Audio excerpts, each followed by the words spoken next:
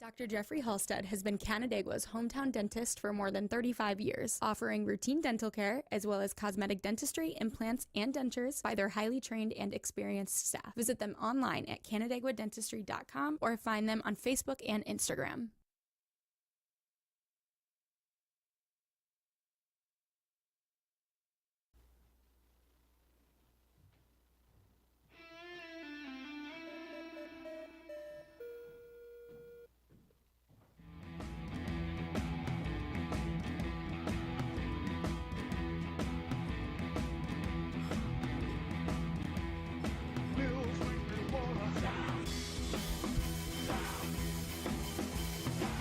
All right, everybody, welcome into Bills Weekly here on FingerLakes1.com. Paul Russo, Jim Sinicropi, Kyle Evans here with you as always.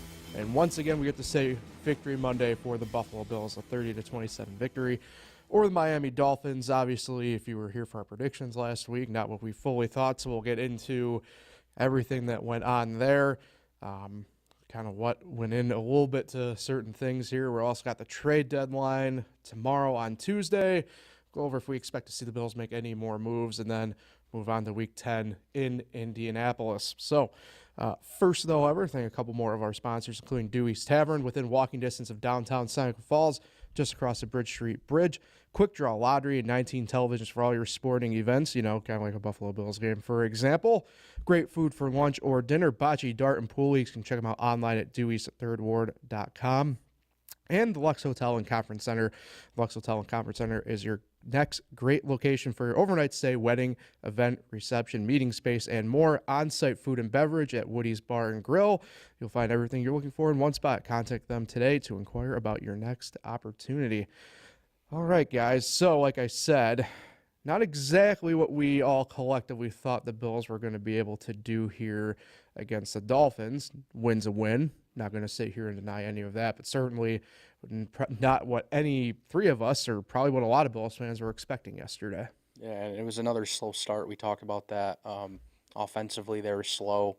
Still in the second half, they dominated like they've been dominating. But then the defense, who's usually very good in the second half especially, kind of didn't have much of an answer. The Dolphins kind of ran when they wanted to and did make some, big plays down the field in the passing game too. And in the end, it resulted in a close game, and it ended in a way that I don't think anyone thought that guy was going to make that field goal. 61 yards, franchise record for Tyler Bass. It was a cool story, and a win's a win, but it certainly wasn't a great win like people are labeling it as. I mean, it would have been nice if they covered the 5.5, because I know that all three of us like the Bills plus or minus the 5.5, but yeah, it seemed like they could have put them away in the second half despite the slow start. They couldn't stop the run, but yeah, the big story really is Tyler Bass kicking that field goal. It takes a lot of pressure off him going forward. We talk a lot about him on this podcast, so I feel good for him, and hopefully, despite missing an extra point earlier, a lot of kickers are missing too recently, like guys that were perfect, like Young Shuku has been struggling lately for Atlanta. I can't remember who missed. A Minnesota kicker missed his first kick yesterday. Missed two of them, I think. He's hurt, though, more than likely, the way it sounds. The point is, like, maybe we've been a little too hard on Tyler Bass. He came through in the clutch, which was nice. We know now that he can maybe make that kick in the postseason situation. And the Bills now have a 4-game lead in the division. So, like, what could be better? Yeah. If you're a Bills fan right now. Certainly true. Yeah, it's interesting because they did bring that up in the broadcast about how, right, Bass missed the extra point. It's been an interesting year for him, obviously, as we've talked, and you could kind of tell emotionally for him, especially right after he made it. I mean, not that he probably wasn't going to be a bit more hyped up anyway. It just kind of seemed a little bit more. It was a relief. Yeah, more than anything else. It was a relief. And keep in mind, if that kick doesn't go in, the game's still in the balance. Maybe the Bills are, 6-3 right now instead of 7-2. That's a big difference. The Dolphins would have been still in play, I guess, in the division. They would have, instead of being 2-6, they would have been 3-6. Bills still would have been in good position had they lost this game, but they're in great position now. Great position. And they continue their dominance over the Miami Dolphins. which is something that Bills fans around here appreciate. Yeah, for sure. Yeah, it was interesting. Kyle, you brought up a pretty good point. I kind of, we just typically start offensively here. Defensively, this might be, I don't know if I want to call it the worst game necessarily we've seen from them this year, but it was a bit of a head scratcher, to say the least. Now, I will say this, to kind of maybe take a pull from how I felt about Syracuse on Saturday. The defense, when they needed them to, did step up. I don't want to make it sound like they just I weren't. don't know. That last drive, they were up 7 points, and they drove right down the field and scored a touchdown, Miami, at the end. Yeah, but in the grand scheme of it, though, right? Like, it could have been much more worse off in the balance. They did, when they needed to, they really did step up and kind of put a stop to things. I mean, let's not get it twisted here. The first half, the run, which was frustrating. The first half was a defensive, pretty much. I don't know about clinic, but it could have been a way worse. Like I said, first half especially. Second half, things get sideways pretty quick looking at the box score. I'd say that the Dolphins that we saw yesterday were more like the Dolphins we thought we'd see going into the season before the Tua injury and the Achane injury. I mean, those guys were back. So is that a product of the Bills not playing good defense, or did the Bills beat a really good team, yesterday? I think it's kind of like somewhere in the middle. And the fact that it was home, in Buffalo, would have liked to see a little easier of a margin of victory, but Yeah, I think the difference was the Dolphins stuck with the run game more. yeah. Usually, when they get down, they think they got to keep passing it, and that's when Tua, eventually makes that mistake. And they kept mixing it and really just still run heavy late in the game. And it helped in the first half with it being so close. In that other matchup, they were down big early. Yeah. And that usually how their season has been this year for the most part. So I just think that they played a little differently yesterday, and I think that's the team they can be if they stick to the run and use those backs that are incredible. I mean, look at Achane. I mean, out on the corners, just ripping off runs and his speed, catching passes. I mean, it's a good offense. That's why it's kind of surprising me that they are 2-6. I know Tua missed a lot of time, but that offense is really, really good. So much talent. Mm-hmm. Yeah, I mean, Mostert even got to north of 50. He got 56. So, I mean, it's a pretty good combo that they got as well. Talk about other teams. You showed that box score to Miami fans before this game, they probably would have thought they would have won the game. Yeah, for sure. So, yeah, I mean, it's interesting because, there's a lot to kind of look at here. And like I said, a win's a win, so it's tough to really go full-fledged negative, as I would say. One of my biggest things, and this is going to be very funny coming from me this week in a way, because I brought up one team just now on the college side of it, but you probably should never have your technical leading receiver be a running back. And look, credit where credit's due. Miami, I thought, did a pretty good job overall, kind of stifling a couple of Bills receivers for the most part. Cooper was out. Yeah, Cooper was out, missed it. But, we've talked a lot the past couple of weeks, right, about Keon Coleman, and he did get dinged up. We'll get more on that in a second. Gave up an interception that could have been a touchdown where it hit him right in the chest. Yeah. So, but, I thought that Miami did a pretty good job. Shakir did get the 50 yards. I thought they did a pretty good job, though, overall on him. Dalton Kincaid had 4 receptions on 10 targets.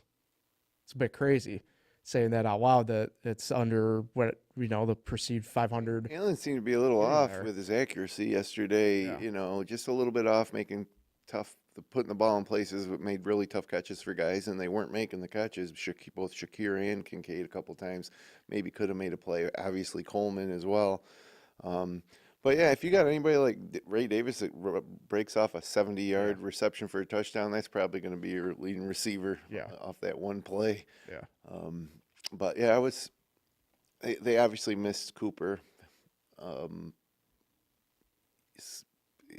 Just having that it opens up things for all the guys we mentioned. You know, having him out there, even if he isn't catching a lot of balls and having a big statistical game, that means that somebody else probably is, and without him there, I think the Bills are easier to defend.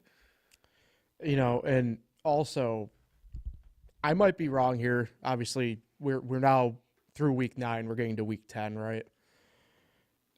You know, good way of kind of stifling a pass offense, keeping pressure on a quarterback, and that might have been, at least for the past few weeks for sure, the most, at least I think we've seen Josh Allen be pressured anyway in a while.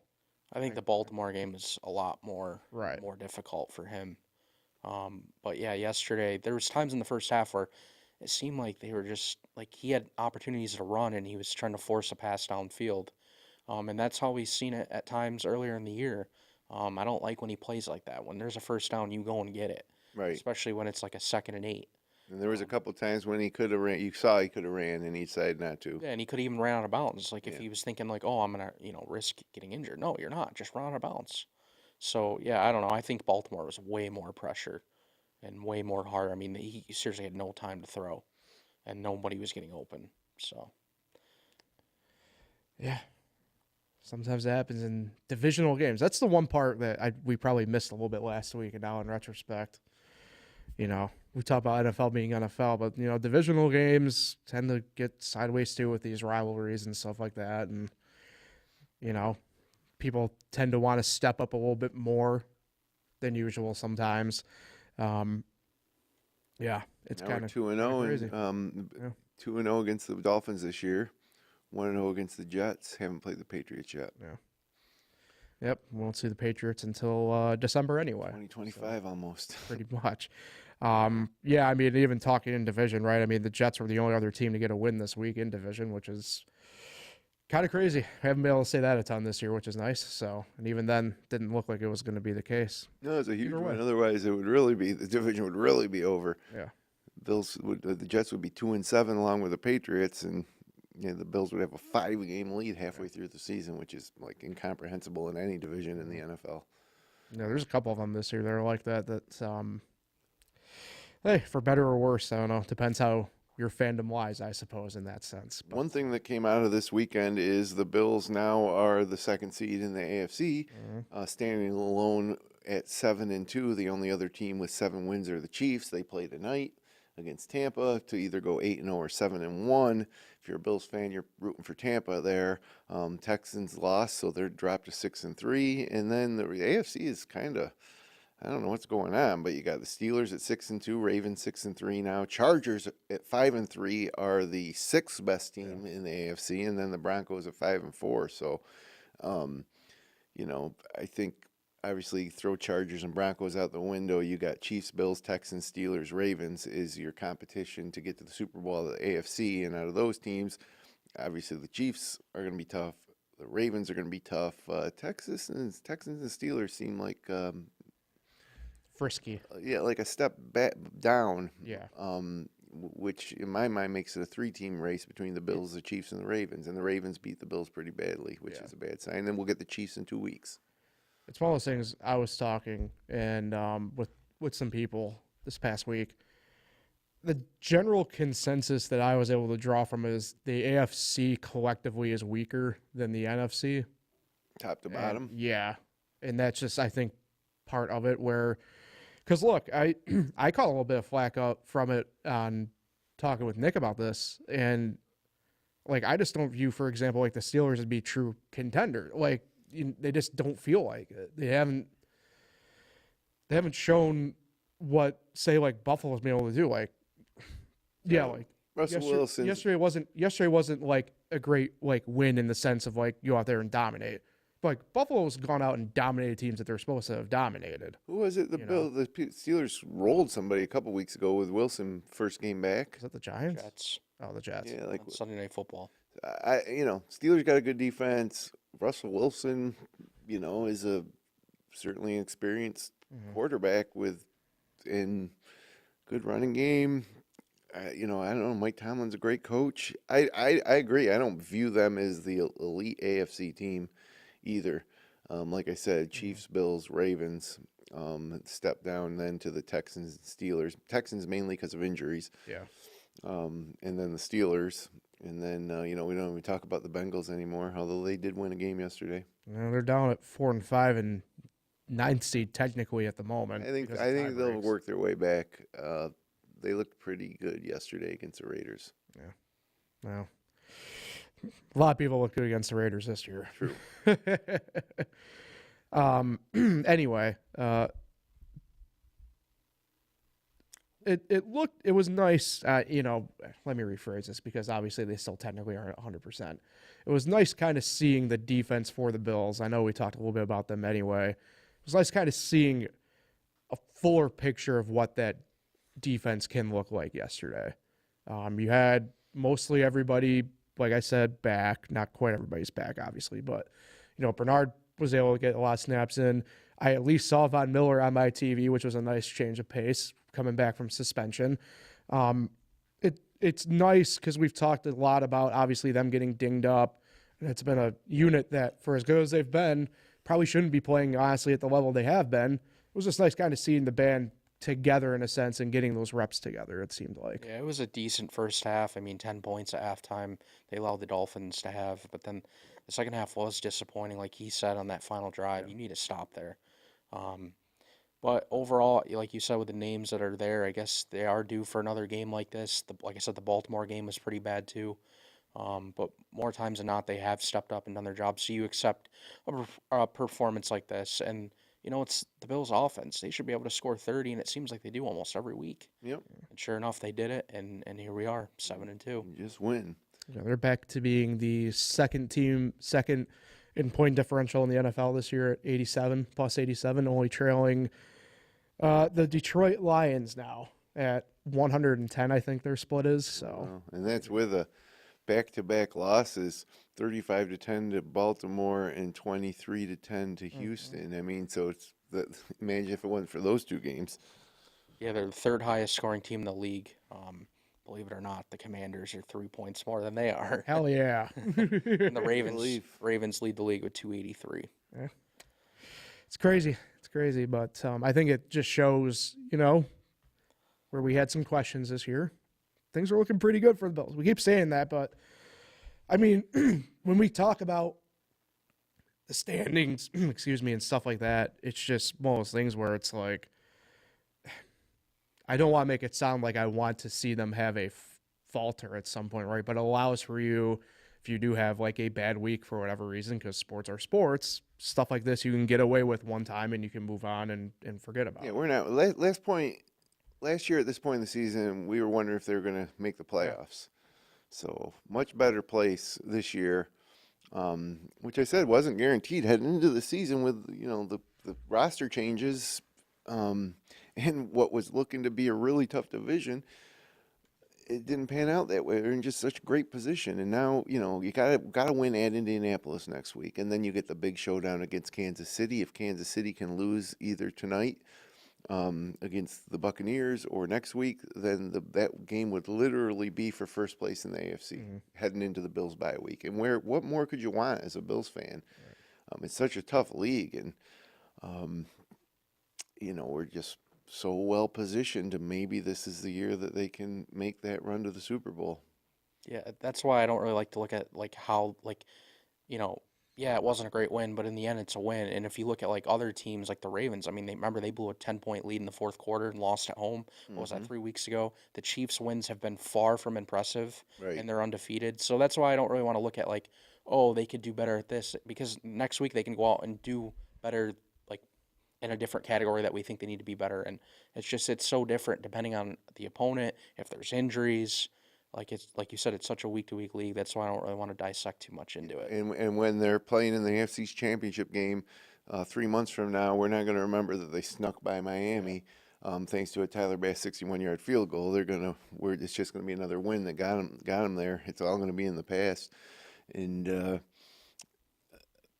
another thing that's exciting, I think, if you're a Bills fan, is it doesn't have to be just James Cook. Ray Davis, a fourth-round pick, was he? Yep. I mean, my God, real deal. Maybe somebody that we're going to enjoy watching it for the Bills for many years to come. all these teams have the thunder and lightning type of deal going on, in their backfield, and now the Bills, I think, do too. Have two guys, if Cook gets banged up again, I got full confidence that Davis can step in and be the every down back. Yeah, I mean, he's shown spots where he probably could be a number one on a lot of teams already. Where did he go to college? Kentucky. Okay, that's right. Yep. And look, I've said for a while on different platforms, whether it's here or other podcasts and everything, like, it's always good having a nice 1-2. I mean, it's not, unless I guess you have Walter Payton running around back there, but yeah, but even he got Refrigerator Perry. Well, that's a little bit different. That's a little bit different. But the fact of the matter is, what Cook and then Davis have been able to do, a lot of teams would really be. They do a lot of things to try and have that. Yep. Sure. And the crazy thing is Ty Johnson, I'm looking at the snap counts here. Ty Johnson was on the field way more than Ray Davis was, and you didn't even notice. And we forget about Ty Johnson. Yeah. Believe it or not, Ray Davis was only on the field for 9 offensive snaps, but when he was on the field, he made a big Made the impact. most of them. And if he keeps doing this, you still have to, have James Cook as your number one for now. But you at least give Ray Davis more playing time. Like, if he's going to keep doing this. Yeah, no offense to Ty Johnson, but, I think Ray Davis has been noticeably more productive. So does he slide up the depth chart? Yeah. I would think so. Yeah. I mean, I think a lot of people view him as a 2 anyway. Yeah. I mean, not knock on Ty Johnson, but I view him as your third back and predominantly special teamer at this point. Well, so far in the past 4 weeks, he's led the Bills in rushing 2 games, and then he's led the Bills in receiving 3 of those 4 weeks. I mean, that's like maybe he should be the featured back in limited opportunities. He's really proven to be explosive. Hey, who knows what we'll see going forward. Let's get into a little bit of trade deadline stuff here. So obviously, as we know, Bills trade up for Amari Cooper a couple weeks ago now. And he pops up on the injury report late last week, ends up being out, wrist injury, which is interesting given the fact that Keon Coleman also is dealing with a wrist issue, and there's going to be imaging done later on today involving him.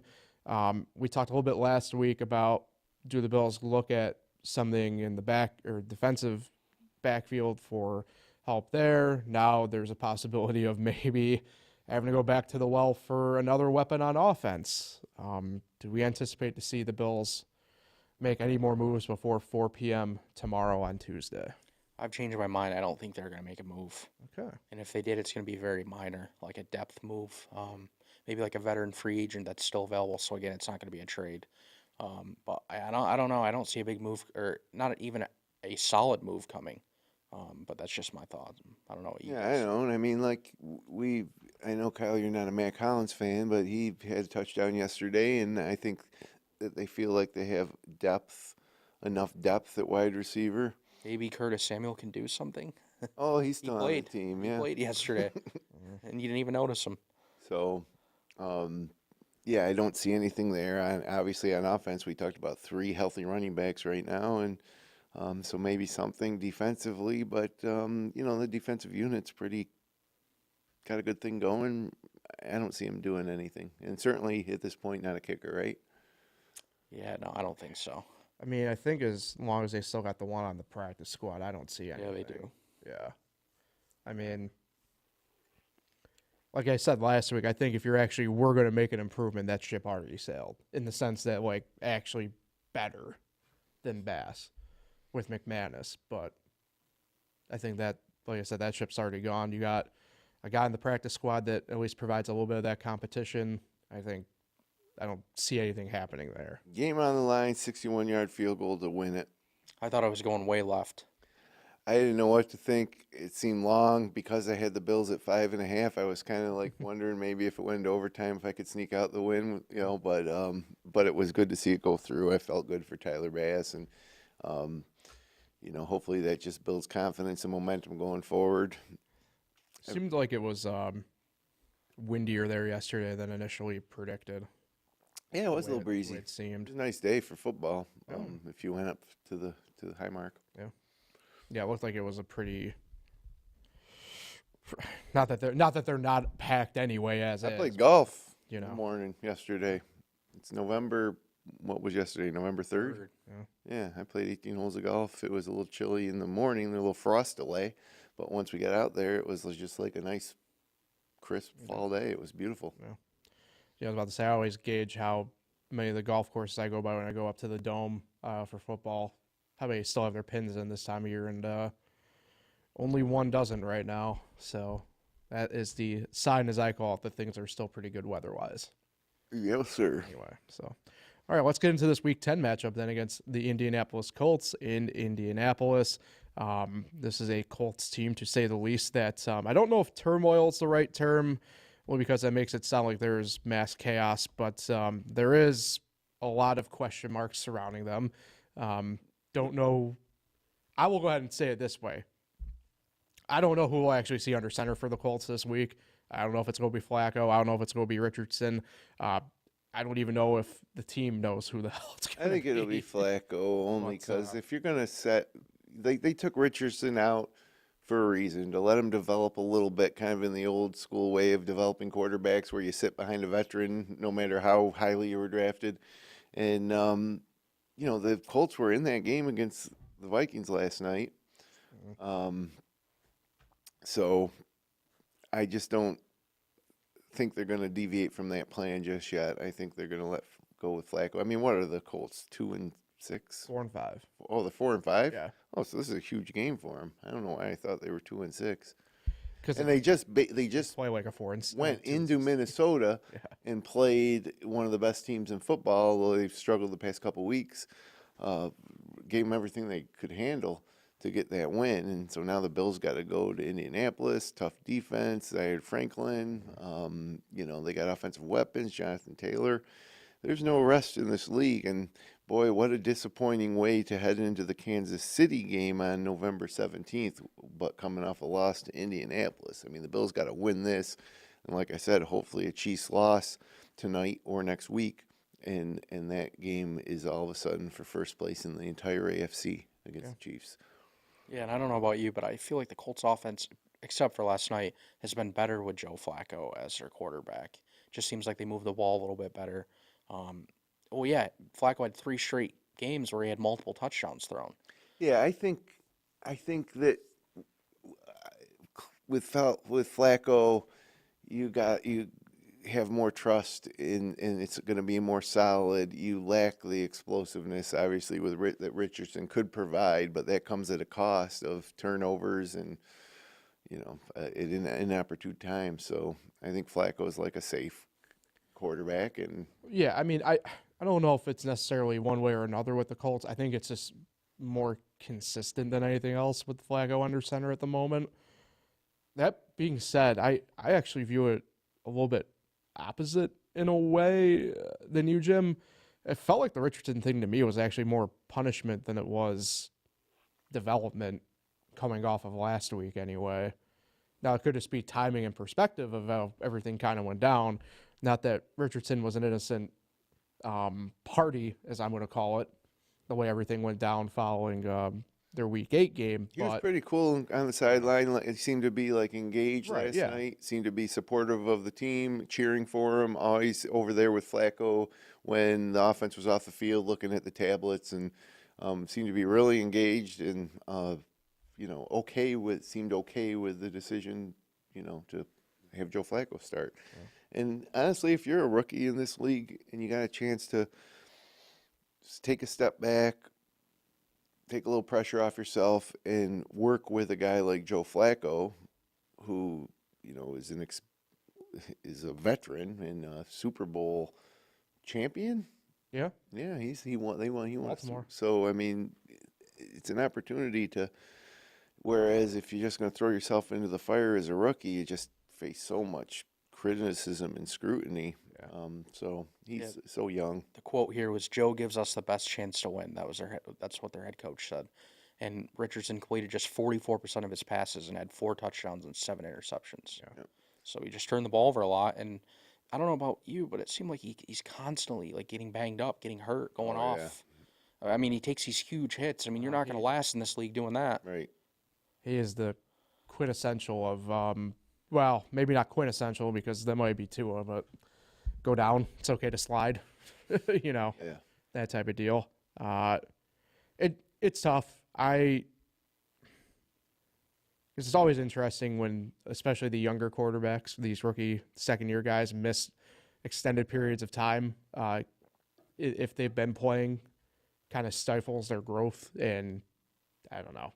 It's interesting. Different conversation for a different podcast, but it's what we got from them. Well, you got Drake May, Bo Nix, Jaden Daniels. There's all these young rookie quarterbacks now that are starting. 10 years ago, you would never see that. You might see one rookie quarterback each year be able to be a starter. Everybody else had to wait 1 or 2 years. It's just different now. So the Colts are doing something that going against the grain, I suppose, now by not throwing Richardson right into the fire. And if I, as a Bills fan, I think I would rather see Richardson starting next week instead of Flacco. I just think that you'd have more opportunity for the defense to make big plays. Colts have an offense that can be managed well because they have such a good running game. Like last night, they couldn't run the ball with Jonathan Taylor, which was odd to see, but yet they were still in the game. The defense played really good. I mean, this is the type of game that is a trap for the Bills. 7-2, go on the road to the Colts. Everybody's looking ahead to the Kansas City game the next week. It's a trap game. It's a trap game, and it's a huge game for Indianapolis. A chance to get back to 500, apparently, with a win. At home. Yep. It's a 1 o'clock game. It's a trap. It's a trap for the Bills. I was trying to find the line right now on the game, and Bills are 4.5-point favorites. On the road. Yeah. That's usually how I gauge the trapness of a game, and I can see it. I personally don't exactly feel that way, but I can see it. The thing for me in this game is how do you, and if there's one thing I learned last night, maybe it's not even a thing the Bills will have to necessarily worry about, but how do you stifle Jonathan Taylor more than anything else? Look at the game tape from last night with the Vikings. Yeah. Like he couldn't do anything. I had a nice little single game parlay going that I hit all the legs except the Taylor touchdown. And my thing with that too was, especially towards the end of the game, they didn't really have him in at all. They were using Trey Sermon, the second running back, a lot. Yeah, whenever they were in a situation where they needed to get down the field quickly, I suppose, like Taylor wasn't in there. It was always Sermon. But yeah, frustrating night for Jonathan Taylor for sure last night. He'll probably be looking to bounce back next week against the Bills, which might not be a good sign. And you'll see how the Dolphins ran all over him, and I can't wait. Yeah, and if you look at it that way, boy, it's a trap, man. Next week is a trap. And I don't want to go too far ahead, but just thinking a couple weeks maybe like 6 weeks from now when they play the Lions. The Bills can't learn how to stop the run. Oh my God, that Lions game Montgomery is tough. But yeah, back to the Colts. Sorry. No, you're good. I'm trying to find also the injury report quick for Indy here because they suffered a few more, at least dings yesterday. I know Pittman got roughed up again. Yeah, he's kind of been just dealing with a plethora of different stuff. That's a good wide receiving core. Even without Pittman, Mitchell. Downs, Pierce. Yep. I don't even have Pittman on the injury report right now, actually.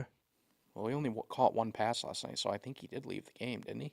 He was 4 targets. He got lit up late. He was in at the end of the game, but he got sandwiched in one of those hits. I know, and I guess they had to. That one was actually a finger that they had to pop back in. I guess he dislocated it, but he's been dealing with a lot of stuff. It's one of those things where the Colts. This is where I definitely see it. Like, the stuff is there. It's just that for one thing or another, every time this year, they just have not been able to have everything come together at once. I think that's kind of the thing for me looking at this game where it's like, like I said, I get where the trap feel comes from, but I just don't feel it or see it, I guess. Well, I hope you're right. I hope you're right, but I don't have a lot of confidence they're going to be able to stop Jonathan Taylor after I saw yesterday. So it'll be another situation. Can the Colts contain the Bills' offense? And if Amari Cooper's healthy, I don't think they can. I think the Bills will win in a high-scoring game. We can only hope. I guess it kind of leads into prediction time in a way here. Let me see. What's the over-under on this one here? 47.5. So we're doing the same thing pretty much the past few weeks with this team anyway. Yeah, I think a lot of it's kind of this health-dependent type deal on both teams as it stands right now. My main thing is, even if Cooper will be back. Cooper's back, I mean, you're kind of are still waiting to kind of see what the deal will officially be with Coleman in his wrist. So who would you rather have back, Cooper or Coleman? Right. So Give me Cooper. Yeah, you're Cooper. What'd you say, Kyle? Cooper. I guess I'm the only one on the island going Coleman right now. Just jeez, past- come on. He's a rookie that's made mistakes. I'm just Screw saying the Bills last night. I'm just saying the past couple weeks collectively he's had. Well, except for like yesterday when if you think the ball was going to bounce off Amari Cooper's chest at the 5-yard line for an interception and Yeah, change the that's course fair. of the game. I like Coleman and everything, but give me the proven veteran in Cooper. Yeah. Cooper will be back. Hopefully Coleman's healthy too. Shakir's back to normal. Yeah. I think we'll be healthy. I think they'll be healthy, and it'll be it's a trap game. I almost want to pick the Colts because I've been a sports fan long enough to see these types of situations, and even though you think the Bills should win, this is the perfect spot for them to drop one, and still be 7-3 and still be one of the best teams in football. But it's tough. They won 4 in a row. Tough to win 5 in a row. Yeah, you're going a little bit of Admiral Akbar on there with the trap stuff. I don't know if it's going to be necessarily high scoring one way or another. That's not the vibe I get from this game, only because I feel like the defenses collectively will kind of have a say in it. What's your prediction? I think we're going to kind of see a little bit of a subdued offense still from Buffalo, which is where I kind of for sure see the trap discussion happening. So I'm going to go Buffalo 21, Indianapolis 13. Wow. So you got it going under by a lot. Yeah. 2 touchdowns under the over-under spread. Yeah. Well, I think they're just going to keep putting up 30. Give me 30-21. Bills win. I'm going to say You're going to do it. I can't predict a Bills loss. Oh. I can't do it. Just but one quick thing before you go. Yeah. If you look at the Colts' recent schedule, they haven't played anyone other than like yesterday. I mean, they played up. Oh, I guess they played up the banged up Texans, but they played the Dolphins without Tua. Mm-hmm. They barely beat the Titans. They lost to the Jaguars. Yep. I mean, they barely beat the Bears, and we see Almost beat the Vikings last night on the road, though. Yep. But overall, just like you look at the record, you think, oh, they're pretty decent. No, you got to look at their opponents too. No, that's true. I have trouble seeing them containing Taylor. I can't see Taylor having 2 bad weeks in a row. I think that it is going to be high scoring. Actually, not to interrupt again, just looking at it quick for them, yesterday was the first Colts result, loss or win this year that was more than 6 points. Oh, so they put a lot of one-score games. Yeah. Oh, is there only 1 score game of the year? Yeah, and even then, I guess however you want to view it yesterday, with it being 8 points, I mean, Well, you know what? I'm going to go Bills 35, Colts 34. So It's going to go down to the end, and Tyler Bass is going to kick a 64-yard field goal in the dome to win Inside. it. Yeah. No, I think it's going to be high scoring and potentially close. I hope I'm wrong. It's just a perfect trap situation. The Bills coming off 4 wins in a row,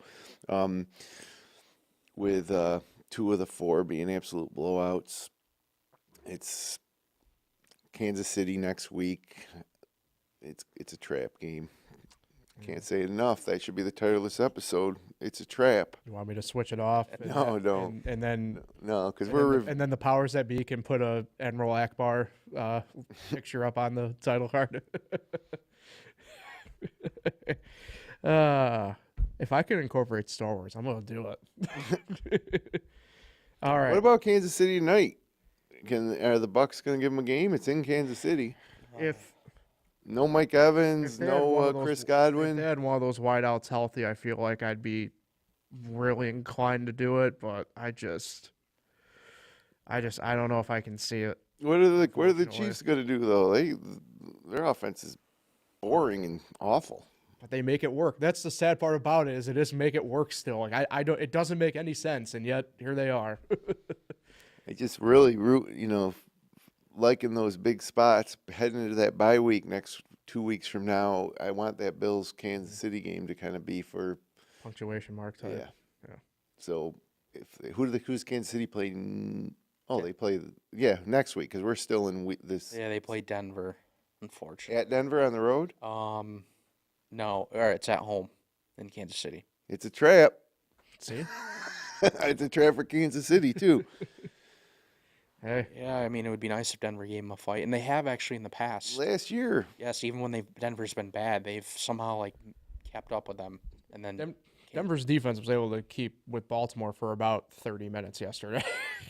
yeah, Bo Nix is not quite there yet. But he had a receiving touchdown. Yeah, great, good stuff. I can't believe they busted out that play trailing like they were that early in the game. On a 4th and goal. Sean Payton's not scared. That's nuts. There's no way I would. That's nope. All right. I think that about does it, right? I think we got everything. Yeah, there's nothing else going on in Bills Nation this week, is there? Not really. Just another win. Yep. It's the beauty of it, right? You don't have to worry about any other issues really in the sense. Winning cures a lot. We're moving right through November. After the next 2 weeks, the Bills got a bye week, and then their next game is December 1st. Oh.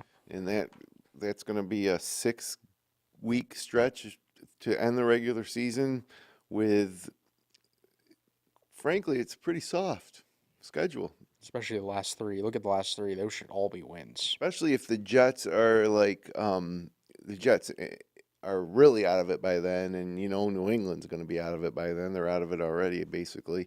So you got San Francisco at the Rams and at Detroit. San Francisco at home on Sunday Night Football. So, yeah, I mean, can the Bills get home field for the playoffs and get to the Super Bowl and beat Detroit or Philadelphia or whoever the heck? I will say this: it would be a big thing. I mean, they're undefeated at home and they're 3-2 on the road, right? Yeah, especially later into the season. You want, although Detroit looked good in the rain in Green Bay, but if you're talking about Detroit, San Francisco type of teams, I think Philadelphia would be a tough team to beat in cold weather because of what Barkley's doing. Yesterday he was unbelievable. The dude backwards. I mean, it was unbelievable. Everything he did yesterday was unbelievable. Freaking Giants gave him up. Yeah. Of course, it's the one time in his career he hasn't been hurt either. Also true. Which is weird. So, but anyways, Kyle is smirking over there about something. That is funny. Thinking about what he just said about Barkley. I always used to say the guy's always hurt. Yeah, he's great, but he's never on the field. Now he's on the field. Yeah, the Giants get rid of him, and now he's like Mr. Durability. Another side note, I don't know. I gotta find it. I'll probably find it when we get off here. But there's a stat about the Lions where have they only played one game outside, and that was yesterday. Yeah, they yesterday. were talking about that. And the rest of their games this year too are inside. Oh, going forward? No. It's not the rest. They don't. I think they don't play. They don't play outside again until I forget what December game it is against Chicago. Can you imagine them coming and playing in a cold weather place? They might be the one exception to the rule, and the only reason why I say that is Dan Campbell scares me. Even though they're NFC, but so they wouldn't ever come to Buffalo in the playoffs. But That's true. Yeah. Another NFC team, like going back to Green Bay and snowy weather conditions. I mean, I don't know. They're an indoor team. And And They they looked run the pretty ball good very in the well. outdoors yesterday. Yeah. 24. I mean, Yeah, I Three mean, just the game touchdowns. was pretty much in hand for most of the game. It was, they score 40 inside, it seems like. yeah. I mean, it was messy yesterday in Green Bay. Another side note, Dallas. Ha, Oh, my, they're so funny. They're so bad. I love it. What are they going to do in the next 30 hours? Jerry said he's got something cooking. I don't know if that means he's selling or buying, and knowing him, it's probably attempting to buy. So What he should be doing is just taking a vacation and let everybody else figure it out. yeah, Stop talking after every game. Right. Yeah. Yeah, it's a joke. It's fine. Yep, I never, they're I bad. don't, I do not like the Cowboys. No. One of my least favorite professional sports franchises. Probably number one, Red Sox, Cowboys. Disgusting. But yeah, help out Tampa Bay. We need your help tonight. Yep. Beat the Chiefs. We are all Baker Mayfield stands tonight, boys. Well, I always have been, but you know. All right, we'll get out here on that note. Back at it again next Monday. It's nice having to do Mondays and not Tuesdays now the rest of the way for the most I'm part. going to be off next week. I'm going to be here to talk right. about the Indianapolis game. So So does that mean we could have you in a trap? I don't think I'll be able to call in next week. I'm going to be next Monday. I'm going to be on a golf course in North Carolina. You could dunk on us. It's okay, Jim. But yeah, that's right. It'll just be me and you this next week, Kyle. So we will be discussing what is hopefully another victory Monday for the Buffalo Bills. Will be nice. All right. Trap. All right, so for Kyle Evans, Admiral Akbar, I'm Paul Russo signing off. Appreciate everybody for tuning in and listening and watching. Find all our stuff here on fingerlakes1.com, the FL1 YouTube channel, and all major podcasting platforms. Back at it again next Monday. Let's go, Buffalo.